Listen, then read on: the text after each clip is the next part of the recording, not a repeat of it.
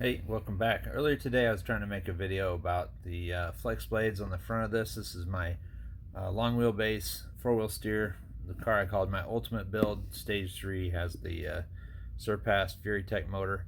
And I was noticing the suspension, even though had kinetic shocks in all the corners, was kind of binding up as I was driving it, and then it would kind of pop and free itself.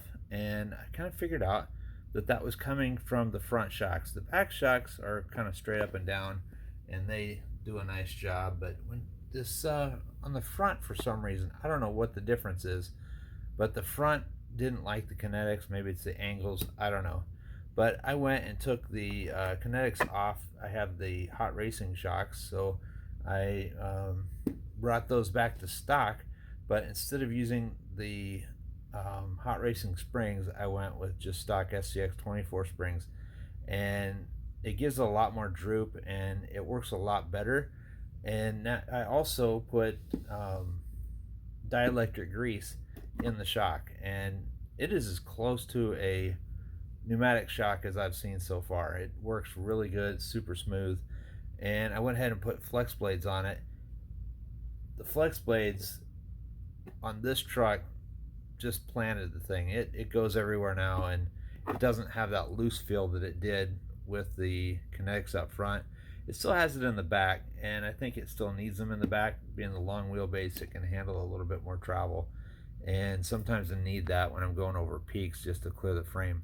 But I shortened the video that I made earlier because it was getting long and stupid, and I thought it was even boring myself, so I wasn't going to put you guys through it. But I'll join the part I didn't cut out, and just kind of finish it up at the end with a little bit of driving video, just some hooligan stuff, having fun. But I think the Flexblades are the real ticket. Show you is the Flexblade down here, or no, I'm sorry, the Kinetic shock.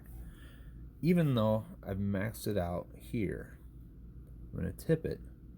I think I'm going to mark that spot where it is right now, because I want to show you something.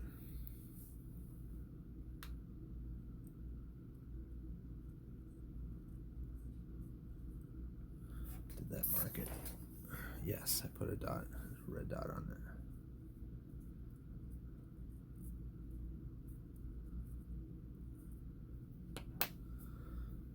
All right.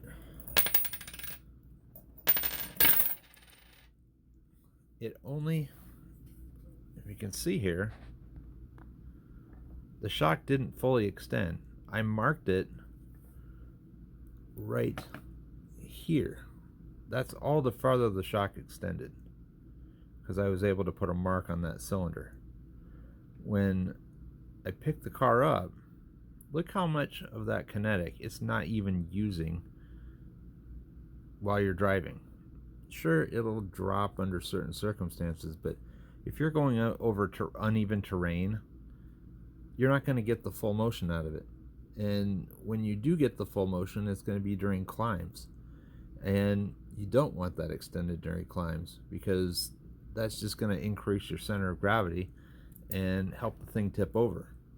So while driving on terrain, you're not even going to use that much, because you know, from here to the bottom of the extension, because it binds, you're not even getting that motion. So if you'll notice, from here to here is about the width that a Flexblade gives you, which is pretty ironic. And Nick really, I don't know if he did this on purpose, but I think he really hit the sweet spot when he built the Flexblade. I'm guessing he did.